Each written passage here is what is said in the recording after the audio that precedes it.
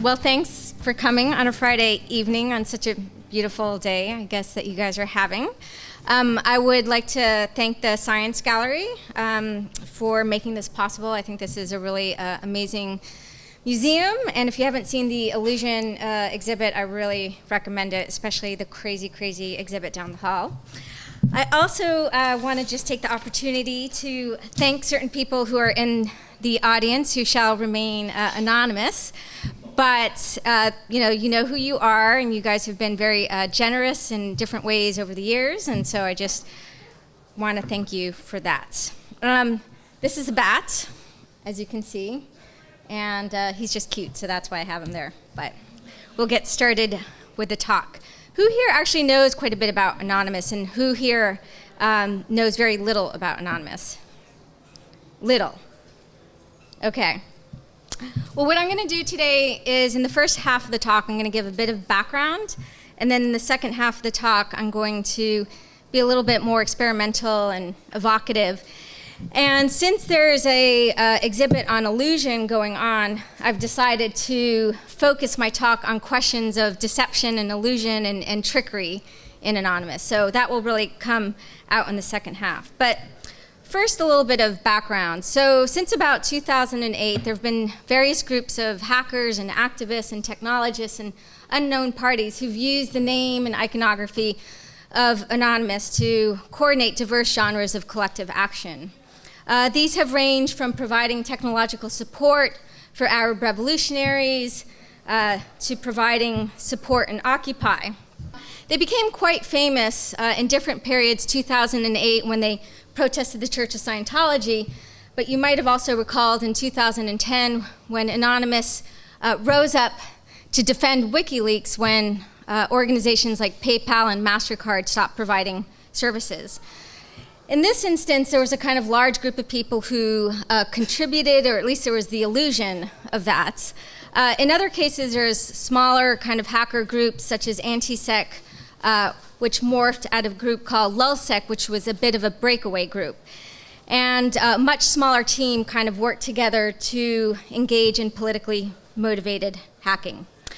Now, Anonymous is clearly indebted to contemporary technologies, notably the internet. But once you kind of dive deep down the rabbit hole that Anonymous has dug, it doesn't always seem to be the stuff of science or technology, but more about magic and trickery, errantry, deception, illusion, and lulls. I'm going to return especially to the question of trickery, but let me first open with two tales about reactions to Anonymous. I think they offer a really nice taste of the power and politics behind the mask. So in May 2012, I was in Chicago, and I decided to go visit the Obama campaign team. They were located there, and I had a friend who was working for them. And when I went to visit the hacker tech team, it was like I had stumbled on a typical hacker lair, except I was at the top floor of this high-rise overlooking the beautiful Michigan lake. But there were lots of beards and bellies and XKCD and piercings and the command line, and so it was a very kind of typical hacker scene. But something really surprised me at the time, and so this fellow at the left, Harper, who was the head honcho of the tech team, he knew an awful lot about Anonymous. I mean, he was like clearly obsessed about them. And I was like, wow, am I talking to another person, another anthropologist who studies Anonymous? Well, his interest in Anonymous was both personal as well as professional. The Obama campaign team had a keen security interest in keeping Anonymous away. If they had a choice, the campaign team would have preferred to have the Chinese hack them than any visit from Anonymous, whether that meant a distributed denial of service campaign, a hack, or other operation. And it's really quite simple. Anonymous would have made a huge fuss about it, drawing attention to the event, while the Chinese hackers would have been all crouching tiger, hidden dragon about it, right? So they were really going out of their way to keep Anonymous away. And there's a little bit more to the story, but you'll have to wait until my book comes out. Okay, the second story. Now I'm going to be a little bit more selective and sly because it's It's a pretty long story. But suffice to say, I came across credible intelligence that jihadists admired Anonymous for their ability to land media attention. But it'll probably come as no surprise that they didn't otherwise really like Anonymous or understand Anonymous. They probably thought of them as too infidel, too raunchy, too secular. To the jihadists, Anonymous was likely an alien world they didn't want to come close to, but they were still really wowed by their ability to get all this media attention. So on the one hand, the Obama team was concerned with attracting the ire of Anonymous, and they did various things to keep them away. And the jihadists were there admiring Anonymous for their ability to coax media articles out of journalists. And I think this is a perfect gateway to consider the power and politics behind the mask, which I have very nicely created an ingredient list for. So the ingredients making up Anonymous's secret sauce for success are many. It includes their bold and recognizable aesthetics, the fact that they're an anti-brand brand, the fact that they have a lot of openness, although they do have a lot of secrecy and cabals. There's quite a bit of misinformation and mystery. They get a lot of media attention. And then there's unpredictability, which I think is one of their most important ingredients, which is why they have over 9,000 grams. So just to give you an example of their unpredictability, for those that may not know about the birth, sorry, I just have to laugh. For those that may not know about their birth, this is really one of the most unpredictable moments in Anonymous. Anonymous were first trolls. They were individuals who pulled pranks, they targeted people and organizations, desecrated reputations, humiliated. That's what trolls do.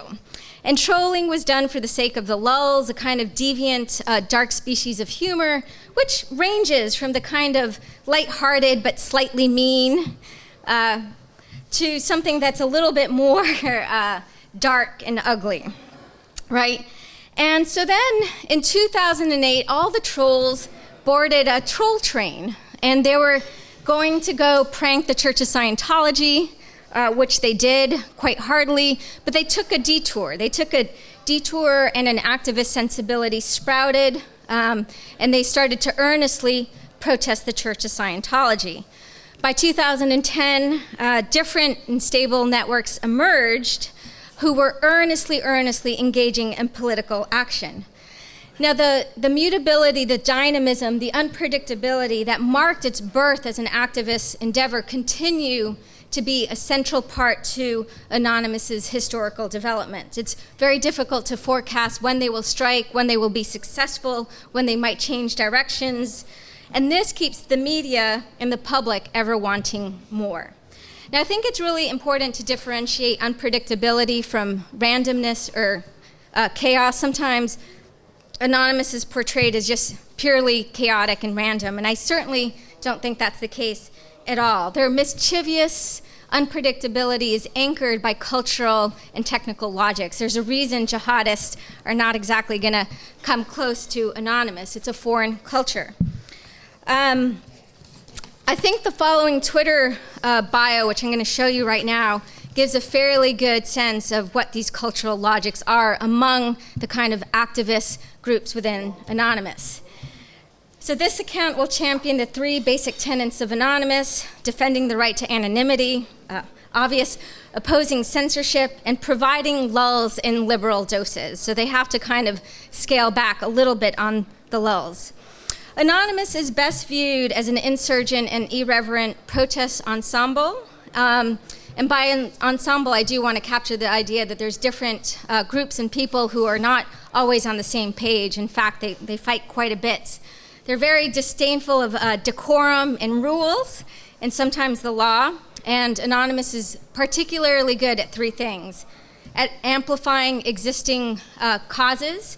And in this way, they're very event-driven. So something's going on with the NSA, Anonymous gets involved. Since the world is unpredictable, Anonymous is unpredictable. They also boost oppositional social movements. We saw this with Occupy and the Arab Spring. And then the third one, I think, is the most interesting one. And that's when they convert amorphous discontent into tangible form. And again, when different corporations, basically gave the middle finger to WikiLeaks, a lot of people were outraged. And Anonymous takes that kind of fire and makes it into a fireball and then throws it back at some group. So there's logics. In fact, there's quite a few to Anonymous, but no doubt they're confusing. They give off the illusion of being irredeemably chaotic, precisely because they're mischievous and because they're unpredictable. So by the time I got to Anonymous in 2008 with the rise of Chinology, which is the kind of faction that protests the Church of Scientology, I had actually seen their kind before, although Anonymous was totally new to me. I had seen agents of mischievous unpredictability, mischievous creative destruction, but I'd only seen them before Tricksters and Myth. So you might have seen Tricksters before, for example, Puck in A Midsummer's Night Dream, or maybe you've seen Loki in a terrible, terrible Hollywood film like Thor, I think it's called. But really, there's an amazing number of Tricksters, Raven and Ishu, Hermes, Coyote, and Maui. And their stories are actually really quite amazing. And I'm going to take a little of a brief detour to tell you about 3 of my favorite tricksters, because I think it'll help us understand why Anonymous should be considered as today's modern-day political tricksters. All right, so let's start with Loki, the Norwegian trickster. Apparently, he was very charming and smart and wickedly malicious, a consummate troublemaker, and this was aided by his shape-shifting abilities. In fact, he was so cunning, he managed to convince the gods that he was a god, although he was just a giant. Now, tricksters are usually extremely smart, extremely witty, extremely curious, but they often fall into their own traps. And this was the case with Loki. So for example, there was this one time where the gods wanted to swindle some builders. They had built something and they didn't want to pay them. So they sent Loki to screw it up so they didn't have to pay the builders. So Loki ship-shafted into a mare. And this was to kind of try to lure the horse that was doing work away from doing work right at the end. But he couldn't help himself and he had sex with the horse and then got pregnant. And he's just like, screw it, I'm just going to go for it. I'm going to have the babies. Even though, as a trickster, he probably could have handled his pregnancy in different ways. So this is a really good example of him getting caught and kind of going with the flow. In another instance, however, Loki decides to kill Baladar, who's the god of lightness and goodness. Everyone loves Baladar. And Loki's just jealous of him and kills him. And as a retribution, as punishment, the gods tie him up to a boulder, and then they hang a venomous snake over him. But again, he's so, dashing and beautiful. His wife, even though he's cheated on her a million times, decides to hold a bowl under the snake to catch the venom, to prevent him from being killed. Except every once in a while, so much venom is in the bowl that it spills over and falls on Loki. And then when that happens, he writhes in pain, and that causes a massive earthquake, and it kills people. So this is a great example of him being entrapped, and then, his kind of mischievousness leads to death and destruction. All right, so Puck, who I guess, is from these parts, and a kind of Irish instantiation of him is Puka, who's a kind of goblin. And he's a bit more even-keeled and lovable, at least in Shakespeare, not so much as Puka. And he's still a mischief maker, but one of the things he really shows us is the power of the accident. A fairy asks Puck in A Midsummer's Night Dream. He asks him, do you mislead night wanderers laughing at their harm? For which Puck replies a little coyly that he has a shrewd and knavish spirit who's a merry wanderer of the night. Though he's nomadic, he's very much tied to the land, and he's also a servant, but he acts out his freedom through pranks. Now, some of his pranks are just pure carelessness. Like, for example, he gave the wrong potion, love potion, to 2 individuals, right? He just messed up. In other instances, he's more deliberate, such as the time he changes someone's face to an ass's face. Now, accidents of the sort that Puck is famous for are extremely valuable. In the case of the play, it moves the story forward. But accidents and unpredictability are so much more important than that. Accidents often make life worse, but in the best of instances, accidents are saviors of sorts. Contingency can save us from the doldrums of habitual monotony. It could loosen the iron grips of norms, and more enticingly, it could throw a monkey wrench into the well-oiled machinations only the powerful can erect and maintain. So Puck reminds us of the gleeful power of accidents. So I'm going to just finish with Ishu, who's African Orisha, who's also worshipped in Haiti, and he's the trickster of communication and crossroads. And so while accidents are obviously an inevitable part of life and quite important, it would be pretty awful if we were just subject to arbitrary wave after arbitrary wave. And Ishu is a reminder of how important it is to have the ability to make decisions, especially as we sit at a crossroads. And so in the most famous story told about Ishu, he goes to visit 2 friends who are farmers, and they have their plots, and they're side by side. And Ishu comes with a hat that's bicolored. One side of the hat is red, and one side of the hat is black, and he goes down the path. And then the farmers fight. I saw red, no, I saw black, and they come to blows. Then he reappears going down the other way with a hat with the colors reversed, and then yet again, instead of taking the decision to work through it, they come to blows. In some versions of the story, he reveals who he is, and he reveals the both sides so that he can show give them an opportunity to learn. In other instances, he just says, screw it, I'm just going to let them kill each other. And he says, bringing strife is my greatest joy.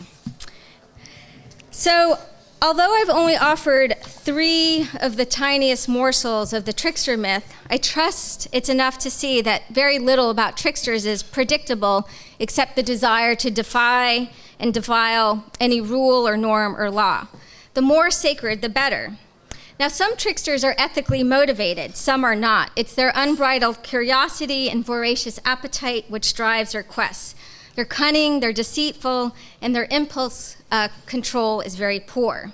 So they rarely plan their actions with much foresight, and it's their wit and this unbridled spontaneity which is their secret sauce for success. It's what makes them unpredictable and mischievous. What makes them delectable, and what is also helps explain why they fall into their own traps. So obviously, as an anthropologist, anthropologists write quite a bit about tricksters, and there's this really kind of amazing book called Trickster Makes the World by Lewis Hyde, and he makes the argument that the trickster is so important because they push the envelope of what's morally acceptable, and this is the conditions under which culture is renewed and revitalized. If norms and codes and rules and laws are always left unchallenged, they calcify, stultify, and oppress us. So the lulls, which is a species of deviant, subversive humor, and the mischievous activism of Anonymous, which has taken the lulls with them, have something of the trickster spirit. Anonymous gives Dionysus, the Greek god of ecstasy, of laughter, and of subversion, an important seat at the table. Anonymous occupies the place of the contemporary activist trickster. It's a provocateur and saboteur who dismantles the world, who calls out corruption, who attacks the bully, who sometimes gets trapped in their own traps or traps laid by others, and who sometimes takes the wrong path. Now, especially because this has been recorded, I think it's really important to emphasize that the activist orientation of Anonymous is never simply about the lulls. I just returned to this, the lulls in liberal doses. It wouldn't kind of work if it was pure, unadulterated lulls. But they are today's activist shapeshifters who are interpreted quite differently by different people. They have managed to deceive, confuse, inspire, sometimes all at once. And without an ability for the media to kind of pin them down easily, They are kind of really poised to report on their every move.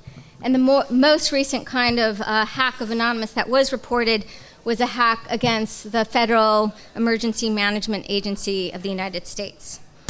Now, just very briefly, I do think it's also important, when I'm sort of describing Anonymous as tricksters, two qualifications. This obviously doesn't mean that individuals are tricksters, although that's probably a fun way to think about yourself.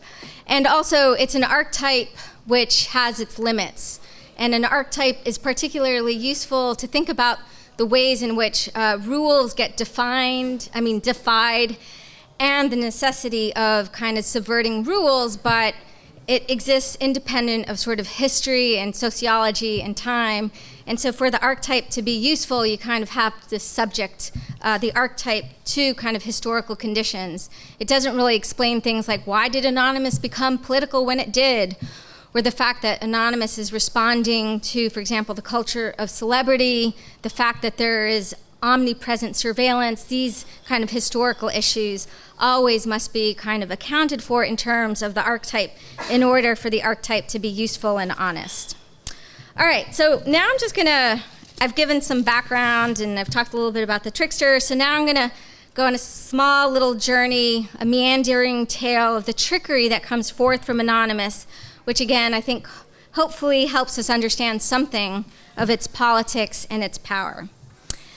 So Anonymous are subterranean sorcerers whose art is to conjure spectacle. But unlike Guy Debord's Society of the Spectacle, in which spectacle is pure entertainment, consumerism for the sake of entrapping people into more consumerism, dulling and lulling the senses, Anonymous has stolen Hollywood aesthetics to create a more active spectacle for the sake of revelation and revelry. Their magic also resides in their ability to exploit society's prevalent technical ignorance, which is at times amplified by media distortions. I swear 9 out of 10 times they're described as shadowy. That term is always with them. Now, first of all, there's no shadows on the internet. And on the other hand, it kind of gets at the mystery that is Anonymous, but it's only half the truth. If you want to go talk to them, they're on Internet Relay Chat or other chat platforms. There's very stable groups in operation. There's persistent individuals. And so the kind of shadowy metaphor, tends to obscure actual sociological dynamics. Another journalist might describe their distributed denial of service attack as a thermonuclear cyber war. And I actually think this journalist, I think she knows what she was doing because she's a tech journalist. I think it's just sort of like troll on troll. But it is certainly the case that I do think it is, given that so many people don't even know how a web page is delivered from a server, how the heck are they going to understand what a DDoS is, right? And so if nothing is hacked into, broken, blown up, or even in the least bit damaged, describing it as a thermonuclear war is a little bit ridiculous. Now, in some instances, Anonymous loves this hyperbole. In other instances, they love to complain about it. But for the most part, the DDoS attacks business card style static websites where there isn't even a lot of sort of transactions going on behind the scenes. It's a political stunt that targets the symbol of infrastructure, not the actual infrastructure. Now, even those journalists who report accurately and sensibly on Anonymous, and there are many of them, they love to seize on these types of tactics, and they love to seize on the figure of the hacker especially. And it is certainly the case that hackers are important in some of the networks of Anonymous, but one of the reasons why Anonymous works in the way it does is precisely because it's not simply, that's what it looks like to hack. It works because it's open to many others. It's not completely exclusive, and it's one of the reasons why it's been able to mushroom and spread and grow like a dark fungus in some ways. And there's a really interesting kind of symbiotic relationship in the networks where there is hacking between just participants, organizers who are incredibly important to kind of corral the hackers, and the media makers who really create the art which is extremely, extremely important for making Anonymous what it is. But the public and the media simply craves a leader, a compelling character, at minimum, a face. What's really interesting is that Anonymous, for the most part, or at least willingly, does not yield to their demands, and they laugh back. Now, eventually, the public at large gets what they want, because once the state enters the fray, arrests are made, bodies and lives are uncovered, and we get stories of the hacker traitor, such as Sabu, who was an informant, and the hacker hero, such as Jeremy Hammond, who had been entrapped by Sabu and is currently in jail. But their sorcery and trickery is not simply duplicity born from our collective ignorance or media distortions. There is something extremely uncanny and magical about Anonymous. And again, it's their birth more than anything else, their genesis as an uncivil activist phenomena, which arrests our attention and sparks the imagination. And it was the trickster's prank, the consummate trickster's prank, that laid the groundwork for the weirdest accidental birth of activist politics, I think, ever. So, of course, we have Tom Cruise to thank for this. There was a video, an internal recruitment video for Scientology that had been leaked onto the internet by Scientologists or ex-Scientologists. And, of course, the wealthy church had unleashed its lawyers to sue or threaten to sue those publishers who had posted this video. And Anonymous unleashed its classic trolling techniques back at them. In a previously unseen way, the greater Anon community united to unleash a hearty load of fuck you upon Scientology's entire cult empire. And this was DDoSing and sending unpaid pizzas and escorts and pranking the Dianetics hotline and faxing, nude body images, the typical trolling stuff.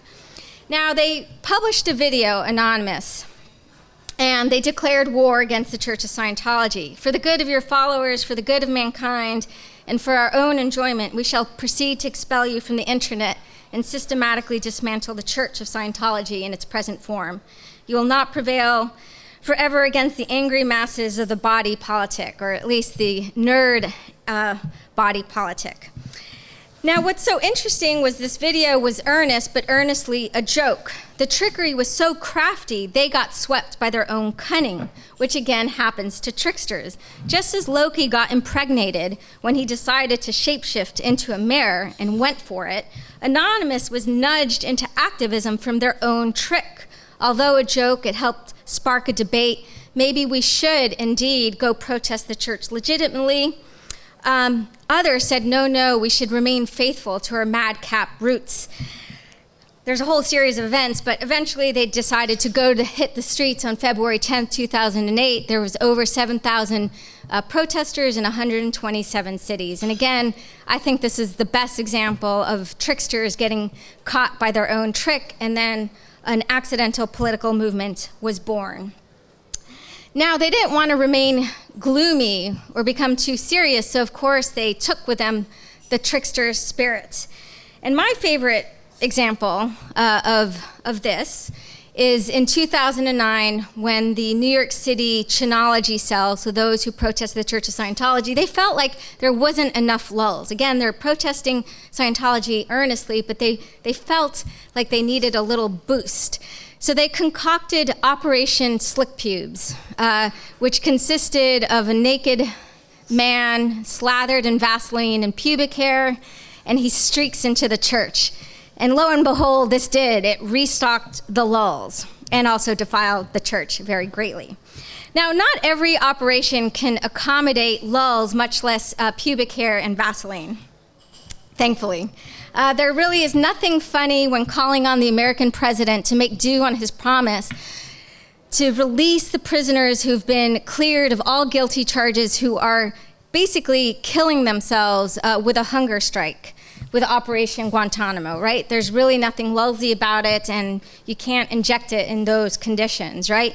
But if there is a moment where they can, they will. And this happens, again, sometimes in fairly unpredictable ways. Now, the spirit and the power of Anonymous far exceeds its deviant humor.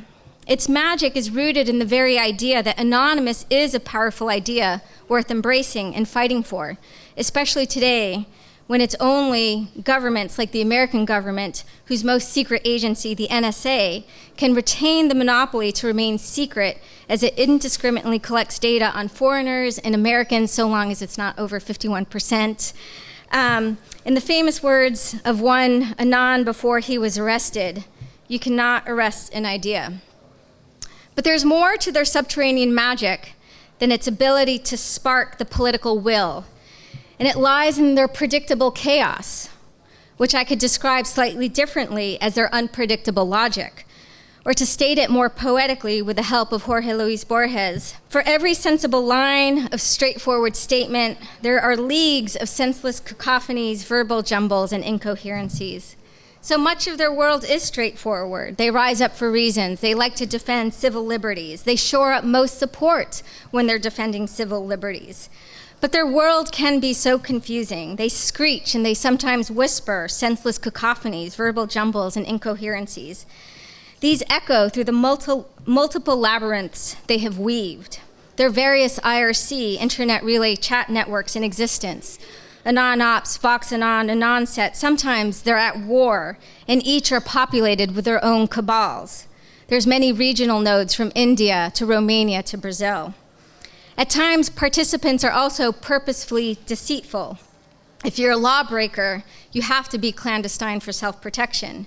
They seek to expose state secrecy, but parts of Anonymous are like a secret society, and secrecy, once accepted, becomes like an addiction, once said physicist Edward Teller, or at least a great source of pleasure, as sociologist George Simmel so rightfully noted.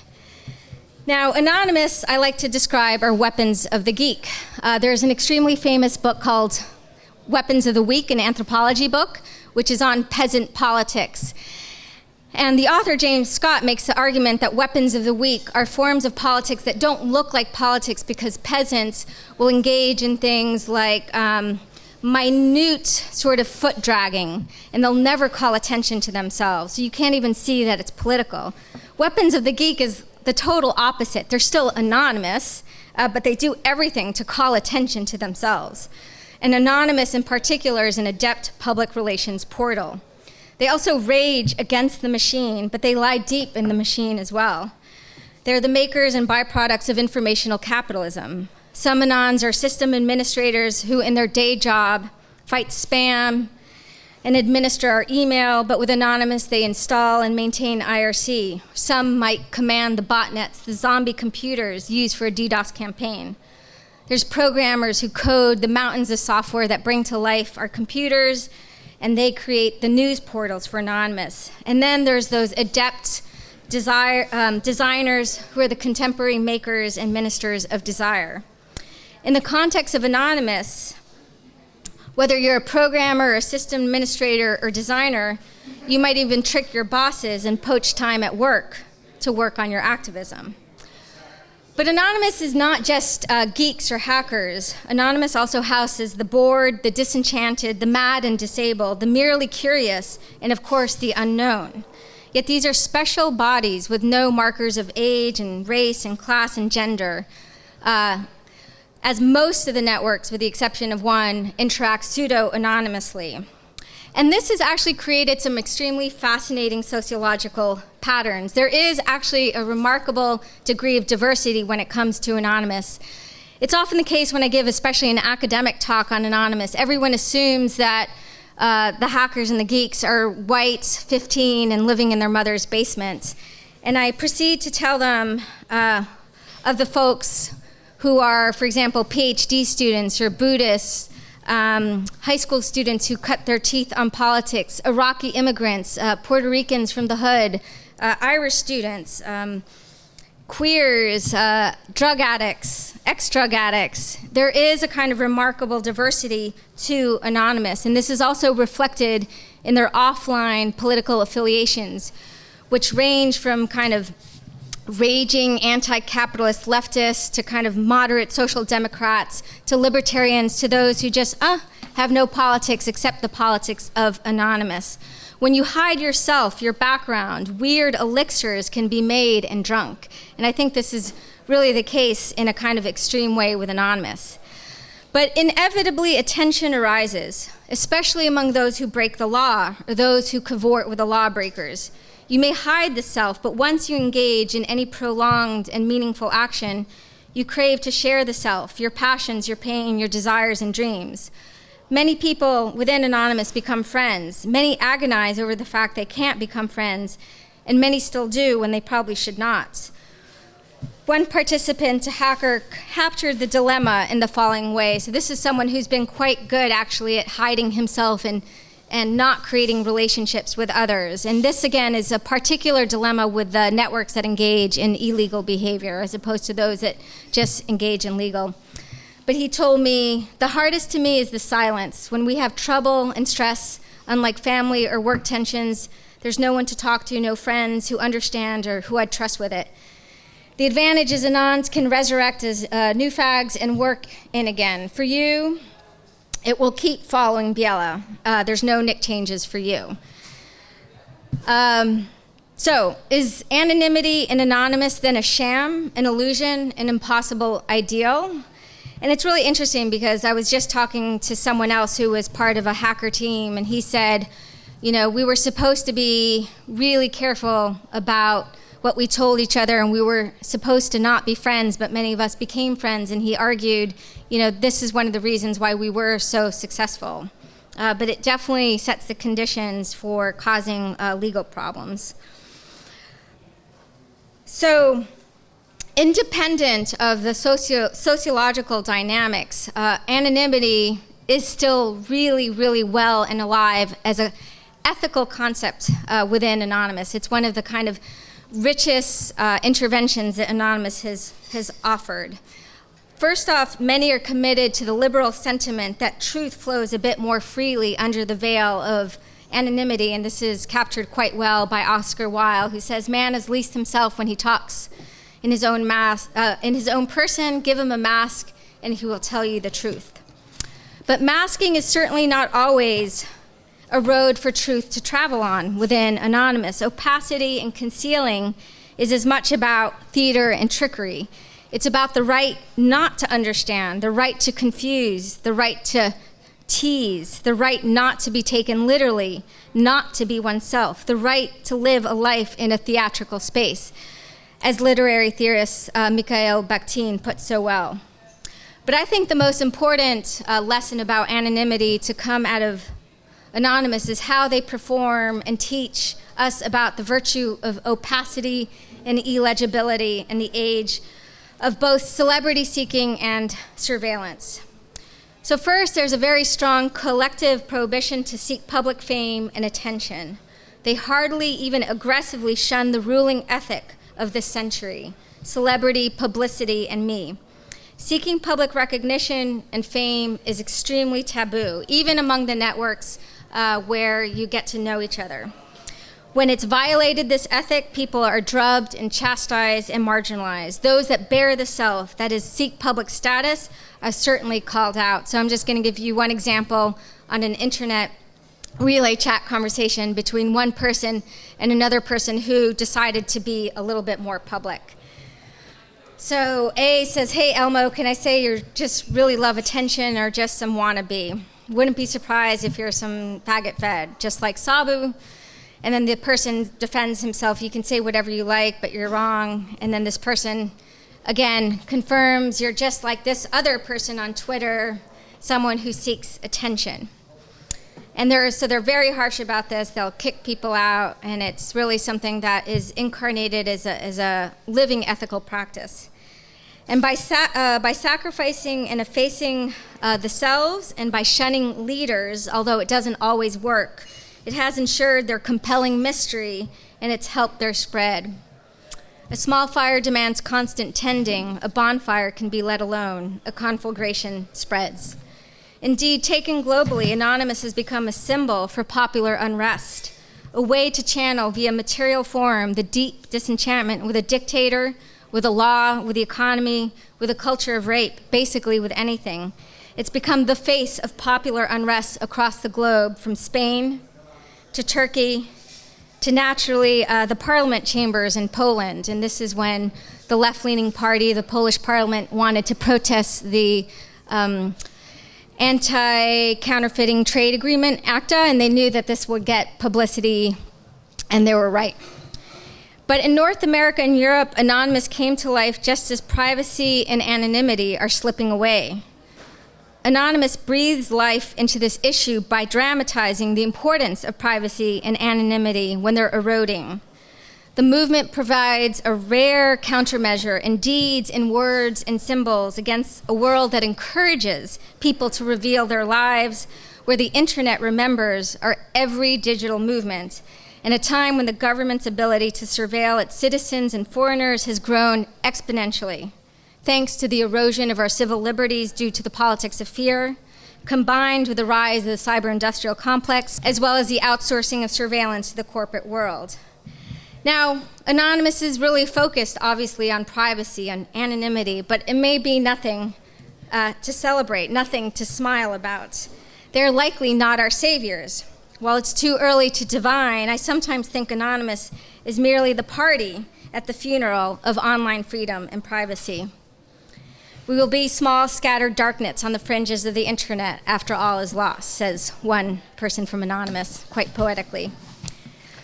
But maybe they are the irreverent clowns and tricksters sitting at a crossroads who are keeping the reaper at bay and enabling others, from protesters on the street to elected representatives, to join the carnival and challenge threats to personal privacy and freedom. Of course, it's hard to divine the future, so I won't go to the future, but I will, to finish, wrapping up quite soon.